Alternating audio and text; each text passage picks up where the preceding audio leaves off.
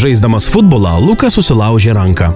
Neseniai įsibrovėliai apvogė Rūtos namus, o kaimyno Petro namuose prieš savaitę buvo kilęs gaisras.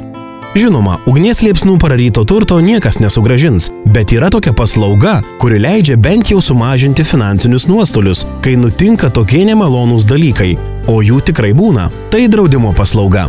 Draudimo ištakos siekia žilą senovę, nes nuo pačių seniausių laikų žmonės norėjo apsaugoti save ir savo turtą.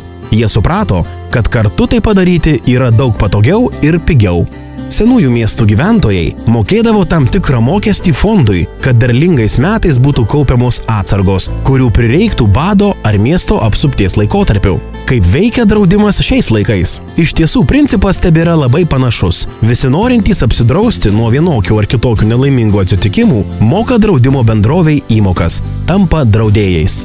Iš sukaupto fondo vėliau bet kuriam nelaimingą atsitikimą patyrusiam įmokų mokėtojui draudikas kompensuoja patirtus finansinius nuostolius. Kadangi šiame fonde dalyvauja daug draudėjų, o nelaimingas atsitikimas yra tik tikėtinas, tik kai kuriems iš draudėjų įvyks nelaimė, nuo kurios jie draudėsi. Fondo dalyviai, užsitikrindami galimybę gauti kompensaciją nelaimės atveju, gali mokėti palyginti nedidelius įnašus, bet kartu sukaupti gana didelės piniginių lėšų atsargas. Taip kiekvienas už palyginti nedidelę draudimo įmoką įgyja garantiją, kad nelaimės atveju jam bus suteikta didesnė kompensacija – draudimo išmoka.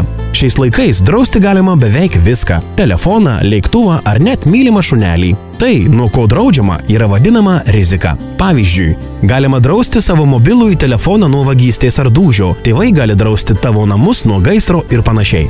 Ateityje, kai jau apsispręsi, ką nori drausti, kreipkis į draudimo paslaugas teikiančią bendrovę. Aptarę su ja visas sąlygas, pasirašysi sutartį – draudimo polisą. Tačiau prieš pasirašant sutartį, draudimo bendrovė dar turės įvertinti tai, ką tu nori drausti. Pavyzdžiui, mobilaus telefono vertę, jei draudi nuo vagystės rizikos, ar tavo sveikatą, jei tėvai draudžia tavo gyvybę. Viską įvertinusi, draudimo bendrovė nustato kainą, tai yra įmokos dydį, kurį turėsi mokėti norėdamas apsisaugoti nuo pasirinktų rizikų. Apie tai, kokios draudimo rūšys populiariausios ir ką apie jas reikėtų žinoti, papasakosime kitoje vaizdo pamokoje.